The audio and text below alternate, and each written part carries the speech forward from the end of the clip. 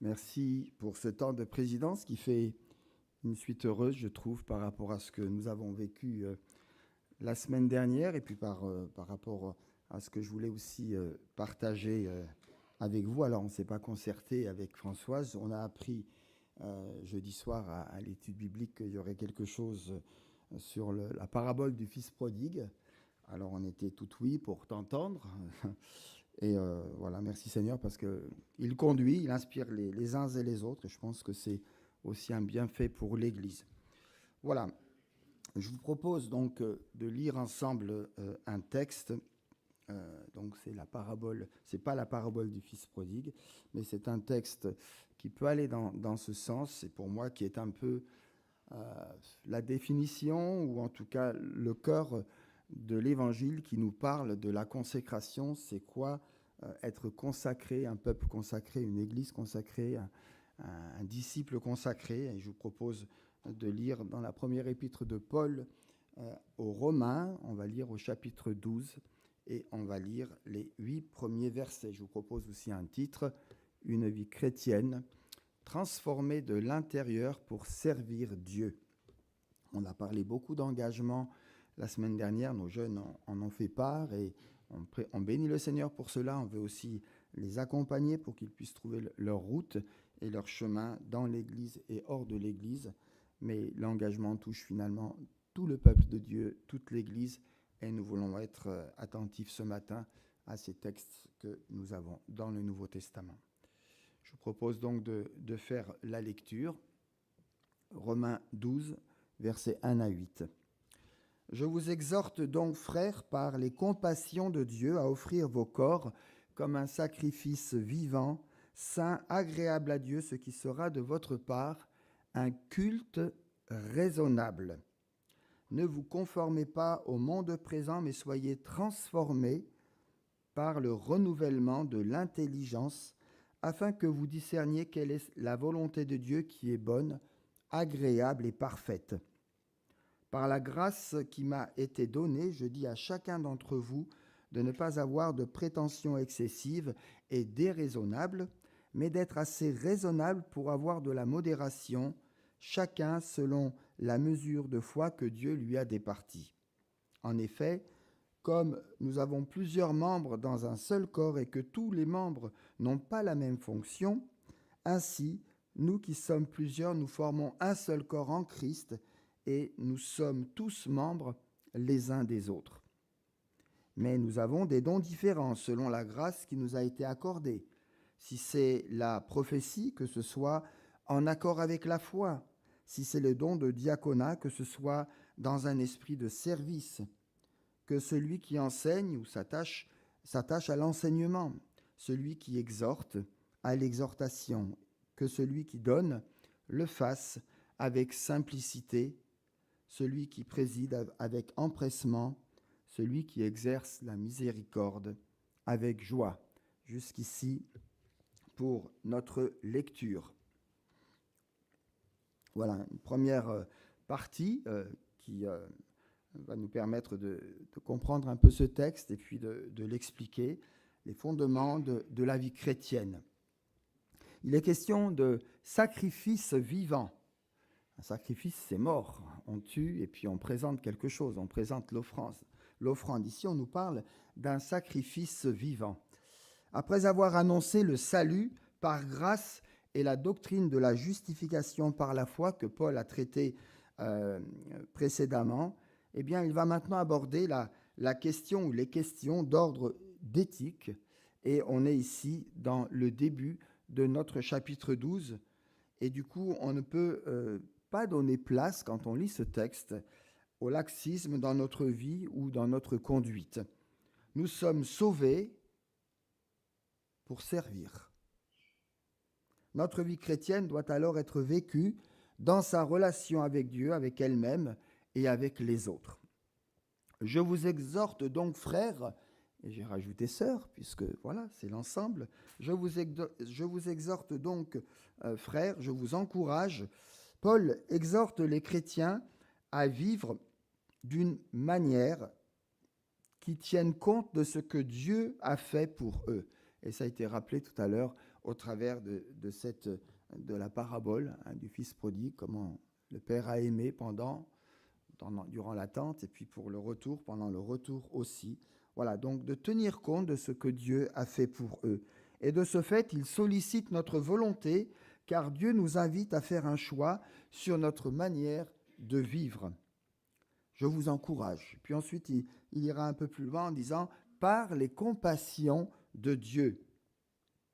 Mes amis, ce sont les compassions de Dieu qui doivent motiver notre manière de nous comporter. Tant que nous n'avons pas goûté, tant que nous n'avons pas été touchés par ces compassions de Dieu, c'est difficile de comprendre de quel amour nous avons été aimés et pourquoi nous avons été aimés et comment cet amour nous enveloppe encore aujourd'hui. Eh bien voilà, c'est une manière de pouvoir dire que ces compassions de Dieu doivent être appliquées dans notre vie et Paul nous y exhorte. Cette immense bonté de Dieu, comme le traduit la Bible du Semeur, est et doit être l'énergie, ce qui doit nous motiver, nous habiter. Nous pourrons alors élever notre cœur en reconnaissance et en louange et servir notre Dieu qui nous appelle à le faire d'une manière, en reprenant le texte ici de Paul, d'une manière intelligente, en faisant correspondre notre vie en conformité avec ce que la parole de Dieu nous dit, avec ce que la parole de Dieu nous enseigne. À la lumière de toute cette grâce, passée, présente et future, Paul nous supplie d'offrir notre corps comme un sacrifice vivant. Notre corps comme un sacrifice vivant. Avant de prendre une décision, avant d'être enracinés dans l'amour de Dieu, nous sommes invités à offrir notre personne, une façon peut-être, entre autres, de poser d'abord et avant tout la volonté de Dieu avant la nôtre, avant nos choix, avant nos décisions, avant nos projets. Eh bien, nous plaçons Dieu au centre de nos vies, au centre de nos responsabilités, au centre de nos engagements, au centre de notre vouloir et de notre faire. Un sacrifice est une offrande. L'image est forte ici dans notre texte. L'expression « notre corps » dit que Dieu nous demande en fait toute notre personne. Et le mot « sacrifice vivant » nous dit que la vie chrétienne coûte. C'est pas facile. C'est pas quelque chose qui se fait naturellement. Ça demande un engagement, une consécration, un renouvellement, une prise de décision, un choix. Paul nous met en garde contre une disposition du don de soi qui se limiterait simplement à un élan de cœur, à une bonne résolution, sans effet concret, sans effet direct. Car c'est avec notre corps que nous entrons en relation les uns avec les autres. C'est avec notre corps que nous agissons. Offrir son corps à Dieu était une chose à laquelle les Grecs antiques ne pensaient pas. Ils pensaient que le corps n'était pas spirituel et que Dieu finalement ne s'en occupait pas. Et du coup, ils faisaient tout et n'importe quoi avec leur corps puisque ce n'était pas spirituel. Paul montre ici que Dieu se préoccupe de notre corps. Et quand on lit 1 Corinthiens chapitre 6, verset 20, Paul rappelle que Dieu a racheté notre corps à un grand prix par sa mort, par sa résurrection, par ce mémorial que nous avons vécu d'une manière communautaire ensemble pour nous rappeler, pour remercier le Seigneur et puis pour maintenir cet engagement et cette consécration devant lui. Tout comme l'offrande de communion dans l'Ancien Testament, notre sacrifice, notre vie est une offrande de reconnaissance, de louange, d'adoration, de service. Contrairement au sacrifice de l'Ancien Testament, notre sacrifice est un sacrifice vivant, continuel, où tous les aspects de notre vie sont consacrés à Dieu dans la reconnaissance et dans le service. Mes amis, lorsque nous offrons notre corps comme un sacrifice vivant, Dieu sanctifie alors notre vie en brûlant les impuretés. C'est ici aussi l'image du sacrifice, l'image de notre vie qui est posée sur l'autel. Il devient alors un culte raisonnable puisque Dieu nous purifie et puisque nous sommes en communion avec lui. Le terme grec pour raisonnable signifie logique, lucide, agréable à la raison. mais il concerne aussi la parole de Dieu, ou le parler, notre manière de parler. Comme dans 1 Pierre, par exemple, au chapitre 2 et au verset 2, il en est question. Un culte raisonnable, finalement, pour dire les choses simplement, est une vie d'adoration selon la parole de Dieu. Je lis, je m'imprègne de la parole de Dieu et je suis saisi de cette louange, de cette adoration. Et ça va plus loin ensuite parce que je ressens l'appel du Seigneur et je suis prêt et je comprends qu'il me faut le servir. Résister au conformisme mondain et accepter la transformation qui vient en Jésus-Christ. Un titre qui résume la suite des propos de Paul. Pour évoquer cette nécessité de transformation de notre être intérieur, Paul nous dit, je relis ici ce verset 2, « Ne vous conformez pas au monde présent, mais soyez transformés par le renouvellement de l'intelligence afin que vous discerniez quelle est la volonté de Dieu, ce qui est bon, agréable et parfait. » Vivre cette transformation nous engage avant tout à comprendre quel est notre état devant Dieu, comment je vis, quelle est ma situation, quel est mon comportement devant Dieu, et puis passer par la repentance, ça a été encore rappelé tout à l'heure, et puis ensuite, bien, par la foi, parce que j'ai été justifié, parce que j'ai été purifié sur l'autel du Seigneur, et bien saisir par la foi la grâce qui m'est offerte. Conformer, transformer. 2 fois le mot est répété avec ce bout dans la phrase de former, former, transformer, conformer. Il s'agit ici d'un processus qui caractérise une personne, ce qui permet de définir son identité même. Si donc le besoin de transformation se fait sentir, je me dis finalement que s'il faut transformer ou, comment on pourrait dire, réformer, c'est que peut-être il y a eu quelques dégâts ici ou là, il y a eu déformation. Il s'agit alors de redresser ce qui est tordu, de purifier ce qui s'est sali, qui est souillé, et au regard de notre lecture, nous sommes invités à considérer ce qui pourrait nous empêcher justement d'être transformés. Nous avons donc besoin d'une transformation. Mais que dire au juste de cette transformation ? D'abord qu'il ne s'agit pas du changement pour le changement. Il s'agit pour nous de ne pas nous conformer au monde pour se conformer à la volonté de Dieu, pour discerner ce qu'il en est de sa pensée, ce qui est bon ou bien, ce qui lui est agréable, ce qui est parfait. 3 termes ici, utilisés dans ce verset 2 de Romains chapitre 12, pour nous montrer ce à quoi cette transformation doit nous transformer en fait, et en quoi nous devons nous conformer à cela. Ce qui est agréable, ce qui est bon, ce qui est parfait. On distingue là une invitation à la métamorphose. La métamorphose, c'est littéralement le verbe grec utilisé pour évoquer ici dans notre texte la transformation. Soyez transformés, littéralement, il faudrait lire et comprendre, soyez métamorphosés. Or souvent, en imaginant une telle transformation, on pense au regard des autres, à ce qu'ils voient paraître en nous. Et du coup, le risque existe de chercher une transformation qui soit d'abord extérieure, avec la tentation de ne laisser voir en nous-mêmes qu'une belle image. Mais c'est une image extérieure. Ce n'est pas la réalité de qui nous sommes, de notre identité intérieure. C'est d'autant plus un risque parce que notre société d'aujourd'hui, mais pas que d'aujourd'hui, valorise les apparences et les actes extérieurs. Travailler ou transformer son image est aujourd'hui synonyme d'une belle façade ou d'un beau profil extérieur, que ce soit en lien avec notre corps, avec la manière dont on s'habille, avec notre look ou encore avec nos différents profils sur les différents réseaux sociaux. Mais la notion d'image dans la Bible, et en particulier la notion d'image de Dieu, est tout sauf un masque. Elle est liée à l'intime, à ce qui est caché dans la profondeur de notre être intérieur. Et c'est un peu l'image tout à l'heure de, il est rentré en lui-même. Rentré dans quoi? Il est rentré en lui-même. Il n'est pas rentré dans un mur, il ne s'est pas cogné la tête. Il a fait une introspection et il a commencé à voir le mal, ce qui l'éloignait de Dieu. Et puis par l'Esprit Saint, par le travail, par la prière certainement du Père et peut-être de personnes anonymes, et c'est parfois le cas pour nous aussi, eh bien Dieu l'a rappelé au salut, à la repentance, à une vie nouvelle.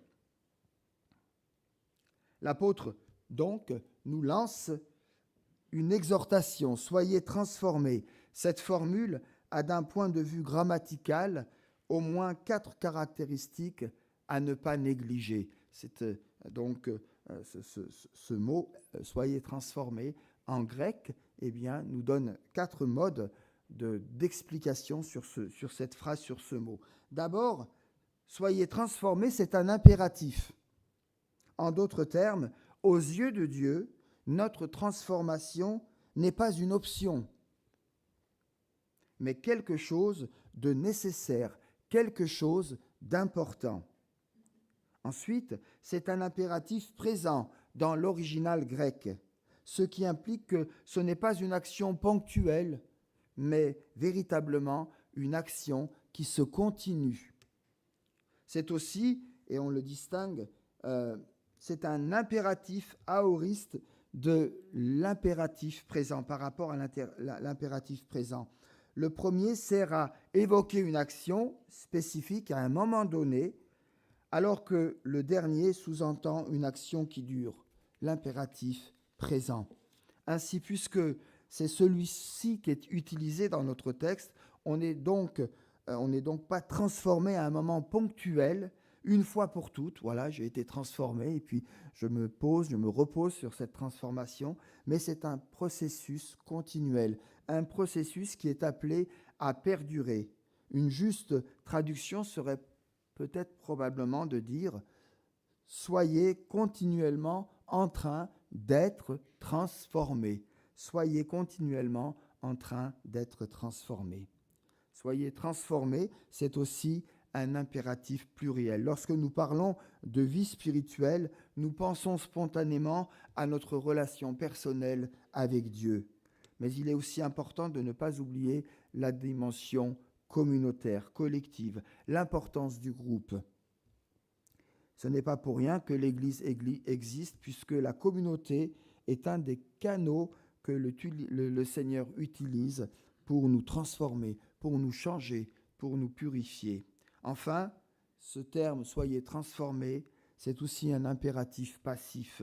Paul ne dit pas « transformez-vous », il dit « soyez transformés », ce qui signifie que notre engagement personnel dans cette transformation ne peut être utile que par cette transformation, mais pas suffisamment. Même si je fais tous mes efforts, seul Dieu peut véritablement, au plus profond de moi-même, me transformer. Une transformation donc en profondeur qui va prendre du temps et qui va passer inévitablement par une relation personnelle avec le Seigneur. Chers amis, nous avons tous besoin d'être transformés dans notre être intérieur parce que c'est le lieu de notre relation à Dieu. C'est le lieu intime qui induit ce que nous sommes et ce que nous faisons, qui induit ce que nous sommes et ce que nous ferons. Ce n'est pas en faisant de bonnes œuvres extérieures, ce qui est une bonne chose, aussi bonne soit-elle, que notre cœur sera conforme ou changé selon la volonté de Dieu. Mais c'est bien en laissant notre cœur être changé dans ce qu'il y a de plus intime en nous, que l'Esprit Saint pourra alors faire son œuvre et appliquer la parole de Dieu rendue conforme dans notre vie. Dans son célèbre sermon sur la montagne, en Matthieu chapitre 5, Jésus évoque cette importance de l'intériorité. Je vous encourage à relire ce chapitre 5, ce chapitre 6, pour voir que tout est ramené dans le cœur de la personne, dans sa personne. À noter que par 3 fois, Jésus va utiliser une même formule qui doit aussi retenir notre attention. Il parle quand tu jeûnes, quand tu pries, quand tu fais l'aumône. Et nous pourrions penser que ce sont là des preuves extérieures d'une vie chrétienne, bien calée, cohérente. Je fais l'aumône, je prie, je jeûne, et en plus je le montre pour bien montrer que je suis un chrétien modèle. On peut penser que c'est une bonne chose. En substance, pourtant, Jésus affirme, vous voulez paraître bon croyant, montrer à tous que vous êtes généreux, que vous priez beaucoup et longtemps, que vous jeûnez en le faisant savoir. Je paraphrase ici ce que Jésus dit. Eh bien, ces dimensions extérieures ne sont pas mauvaises en soi. Il ne s'agit pas de cesser de donner, de prier ou de jeûner. Mais ce qui compte, ce n'est pas ce que vous montrez, car le risque est de vous préoccuper alors de votre image extérieure. C'est la raison pour laquelle Jésus dit, quand tu fais l'aumône, je résume ici les versets, quand tu fais l'aumône, quand tu pries, quand tu jeûnes, fais-le pour toi, pour toi-même, dans le secret, et ton Père qui est dans le secret te le rendra. Mais c'est quoi ce lieu secret ? Le lieu secret, c'est l'intime. Elle touche notre âme, notre esprit, notre intelligence, notre conscience, notre cœur, siège de nos pensées et de nos émotions. Pour Dieu, ce qui compte, ce n'est pas tant la dimension extérieure de notre religiosité, mais la dimension intérieure de notre personne. Car Dieu ne regarde pas ce qui frappe les yeux, mais il regarde au cœur. Tout cela peut nous bousculer quelque part parce que Dieu ne fonctionne pas comme nous. Et surtout parce que dans notre société actuelle, l'apparence a beaucoup d'importance. Mes amis, c'est bien de croire et d'affirmer ce que nous croyons et ce que nous disons croire, mais cela ne suffit pas. Il nous faut aussi mettre en cohérence notre vie chrétienne, notre identité chrétienne, avec la vraie vie, le concret des relations et des engagements, vie de prière, participation à la vie de l'Église, nos mœurs, nos relations, nos activités, et j'en passe. C'est pourquoi il importe d'avoir un cœur juste, des intentions justes, et cela ne peut advenir que si précisément nous laissons Dieu nous transformer de l'intérieur, pour devenir ou être ce que Dieu veut que nous soyons vraiment, ce que Dieu veut réaliser en chacun d'entre nous. Et pour cela, il y a deux implications que nous trouvons dans notre texte et qui me fait dire qu'il y a deux éléments essentiels à cultiver pour que cette transformation puisse paraître et puisse vraiment faire son effet. Tout d'abord, reconnaître notre vulnérabilité, oser admettre nos limites. Ce n'est pas toujours facile. On se le dit peut-être dans le secret de son cœur, mais on a du mal à le partager avec d'autres. La vulnérabilité est souvent vue comme une faiblesse, comme quelque chose qui est négatif. Et je me pose la question en me disant, ne serait-elle pas au contraire une force ? En effet, si nous ne reconnaissons pas nos fragilités, nos manquements, nos faiblesses, alors nous ne ressentirons pas la nécessité d'être changés, la nécessité de vouloir être changés. Et si nous nous croyons parfaits tels que nous sommes, alors nous devenons imperméables à toute intervention de Dieu en nous. Nous devenons étanches aussi à l'œuvre de l'Esprit Saint. Le deuxième élément qui est lié à la vulnérabilité est finalement assez proche, c'est de cultiver l'authenticité, d'être vrai prioritairement vis-à-vis de soi, mais aussi et d'abord aussi vis-à-vis de Dieu et idéalement vis-à-vis de chacun, de chacune, vis-à-vis des autres. Dans une certaine franchise, sans une certaine sérénité, la transformation risque de n'être que de façade. L'authenticité nous permet de nous présenter devant Dieu en toute vérité. Et parce que je suis authentique devant Dieu, mon visage ne se couvrira pas de honte, parce que Dieu aura couvert ma honte par sa mort, par sa résurrection, par son amour, par l'action agissante du Saint-Esprit dans ma vie. Accepter notre vulnérabilité et vivre l'authenticité revient à se considérer comme l'argile entre les mains du potier. Cela implique une forme de lâcher-prise vis-à-vis de Dieu, mais aussi une forme de confiance. N'est-ce pas cela la foi? Faire confiance à Dieu, à savoir se laisser conduire par Dieu, reconnaître et apprécier sa bienveillance, discerner sa volonté et cultiver un cœur pur, un cœur aimant. Chers amis, la première conséquence de la transformation de notre être intérieur, avant même que cela ne débouche par des actes et des paroles, c'est le changement de regard, le changement de notre regard. Toujours dans le sermon sur la montagne, juste après avoir insisté sur l'importance de ce qui se vit dans le secret de notre cœur, Jésus évoque et rappelle que l'œil est la lampe du corps. Il fait référence à la lumière qui est en nous pour voir à bon escient, pour voir de la meilleure manière. Ainsi, de l'état de notre être intérieur va dépendre finalement toute notre capacité à voir avec justesse, amour et patience les situations et les personnes qui nous entourent. C'est-à-dire que nous n'allons plus nous arrêter sur de simples impressions ou de ce qu'on nous a peut-être dit sur X ou Y, mais que nous allons discerner avec les compassions de Dieu et au-delà des apparences.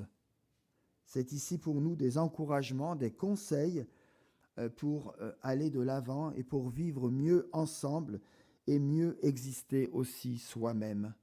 L'un, je pense, n'allant pas sans l'autre, et tout cela sous le regard et la présence du Seigneur. Et puis Paul va évoquer aussi dans ce renouvellement des dons, des services, des vocations, des ministères que Dieu a donnés à l'Église. Et d'abord un avertissement à vivre dans l'humilité. Paul poursuit son propos en nous disant d'être humble, car nous avons reçu des dons différents selon la grâce qui nous a été accordée. Et parfois, on oublie le don qu'on a reçu et on va aller voir le don de l'autre et on va commencer à jalouser ou à dire je voudrais ceci ou je voudrais cela. Je vous rappelle que d'après 1 Corinthiens 12, c'est l'Esprit Saint qui donne à l'Église comme il a voulu ses dons, ses vocations pour l'édification du corps de Christ. Après l'analogie du corps, Paul rappelle que tous les dons et toutes les personnes qui les ont reçus sont importantes à ses yeux. Et le verset 6 de nous dire que nous avons tous reçu des dons et que nous devons bien les employer, bien les utiliser au service de l'Église. 1 Corinthiens 12, 7 nous précise encore que les dons que nous avons reçus doivent être utilisés pour le bien de tous. Cela signifie que nous sommes appelés à les employer et à employer nos dons pour le bien de l'Église. Ce n'est pas pour nous, ce n'est pas un cadeau, ce n'est pas une option, ce n'est pas quelque chose que nous avons gagné, mais Dieu nous équipe, Dieu nous forme, Dieu nous appelle, Dieu nous envoie pour l'édification de son Église.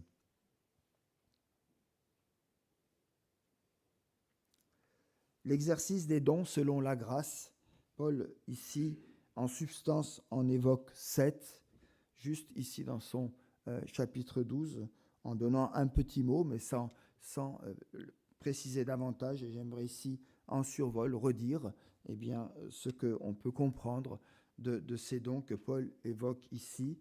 Il est question de la prophétie. Le prophète n'est pas celui qui prédit nécessairement à l'avance des choses qui doivent arriver dans un sens strictement prédictif, mais plus précisément de déclarer le cœur et la pensée de Dieu, et cela peut inclure ou pas certains aspects prédictifs. Il parle au nom de Dieu et transmet les messages que Dieu juge bon d'adresser à l'Église. Dans 1 Corinthiens chapitre 14, verset 3, il est dit que le prophète parle aux hommes, les édifie, les exhorte, les console. Ensuite, Paul évoque le diaconat. Le diaconat, la diaconie est le service du prochain, je résume ici, qui englobe des tâches pratiques d'entraide fraternelle à la vie d'un groupe, dans la vie de l'Église et autour de ce qui se vit, à commencer aussi par des personnes qui sont en situation de précarité. Paul évoque aussi l'enseignement, celui qui enseigne. L'enseignement est une grâce qui nécessite la consécration de celui qui s'y engage. Il s'attache à faire grandir la communauté dans la connaissance de Dieu qui s'est révélé en Jésus-Christ dans le but de l'édifier. Il est question aussi de celui qui exhorte ou qui encourage. L'exhortation se pratique en fait à tous les niveaux. C'est un aspect de la communion fraternelle qui nous console, qui nous encourage, qui nous édifie, et nous sommes tous appelés à nous exhorter, à nous encourager, à nous édifier. Paul évoque aussi la libéralité, que celui qui donne, le don de libéralité doit se faire sans arrière-pensée, sans calcul, et avec pour objectif de soulager ceux qui sont dans le besoin. C'est la capacité de soutenir matériellement l'œuvre du Seigneur par des contributions généreuses, utiles et faites avec joie. Il est question encore de celui qui préside ou qui dirige. Alors on ne parle pas ici, en tout cas Paul ne fait pas ici allusion à une présidence d'un culte ou d'une assemblée générale, mais plutôt d'une aptitude au leadership, d'une personne référente qui va être un modèle pour les autres dans leur service, pour qu'eux puissent à leur tour s'organiser et servir le Seigneur au mieux. L'Église a besoin, mes amis, et vous le savez, et on prie pour cela, de leaders parmi les jeunes, parmi nos activités ecclésiales, dans le conseil, dans ce que nous vivons, dans nos besoins. Et si tel est votre don, en tant que responsable, en tant que conseil, en tant qu'équipe pastorale, nous devons faire de notre mieux pour vous encourager et développer les dons que Dieu vous a donnés. Celui qui exerce la miséricorde, c'est le dernier don ici que Paul évoque, c'est cette capacité d'avoir de la compassion envers ceux qui souffrent et de manifester concrètement cette compassion en apportant de l'aide avec joie. Quel que soit votre don, c'est une responsabilité que le Seigneur vous a confiée et que vous devez assumer joyeusement. Mes amis, lorsque nous nous offrons à Dieu pour le servir, comme autant de sacrifices vivants, nous trouverons notre juste place dans l'Église pour parler, pour servir, pour assumer des responsabilités de leader. C'est ce que Dieu cherche aujourd'hui et c'est ce que l'Église d'aujourd'hui et de demain a besoin, et c'est le grand défi. Un mot de conclusion. Unis à Jésus-Christ, nous sommes appelés à refléter sa gloire. Sa gloire, comme ici le rappelle ce texte de 2 Corinthiens chapitre 3 verset 18, à être transformés en son image dans une gloire dont l'éclat ne cesse de grandir. C'est là l'œuvre du Seigneur, c'est-à-dire de l'Esprit Saint. Une telle transformation est le résultat du renouvellement de notre intelligence. Mais comment être renouvelé dans notre intelligence? On pourrait évoquer plusieurs choses, mais j'ai envie de dire en priorité, en nous nourrissant de la parole de Dieu, en nous nourrissant de la parole de Dieu. Le défi d'aujourd'hui de l'Église, des fidèles, lire la parole de Dieu, pas la grappiller, pas la survoler superficiellement, prendre le temps de nous nourrir de la parole de Dieu. C'est le moyen principal que l'Esprit utilise pour nous renouveler dans notre intelligence, dans le renouvellement de notre intelligence. Être rempli de toute sa richesse, du plein conseil de Dieu est le meilleur moyen pour ne pas nous laisser modeler par les idéologies de notre monde actuel. Marjorie Legendre, je cite, a dit « La conversion de notre intelligence est un processus continu et c'est le Saint-Esprit qui en est le chargé de mission. » Alors, imprégnons-nous de la grâce de Dieu afin que nos cœurs soient remplis de reconnaissance envers Dieu et envers notre prochain. L'Église a un besoin constant de renouvellement et le plus grand danger, c'est qu'elle se conforme à son temps et oublie la portée de son message. Quel est le message que Dieu adresse aujourd'hui à l'Église? Pas mon message, pas ceux qu'on a déjà entendus et qui nous ont édifiés et qui avaient leur juste place, mais quel est le message que Dieu adresse aujourd'hui à l'Église, à son Église? Notre but en tant que chrétiens et disciples de Jésus-Christ est de rendre la parole de Dieu accessible et visible à tous. Nos contemporains recherchent la vie authentique, une vie qui fasse sens, une vie où nos personnes manifestent l'œuvre et la transformation que Dieu a accomplie en chacun d'entre nous. Lève-toi, brille, car ta lumière arrive et la gloire de l'Éternel se lève sur toi. Certes, les ténèbres recouvrent encore la terre et l'obscurité profonde enveloppe les peuples, mais sur toi l'Éternel se lèvera, sur toi sa gloire apparaîtra. Des nations marcheront à ta lumière et des rois à la clarté de ton aurore. Ésaïe chapitre 60, versets 1 à 3.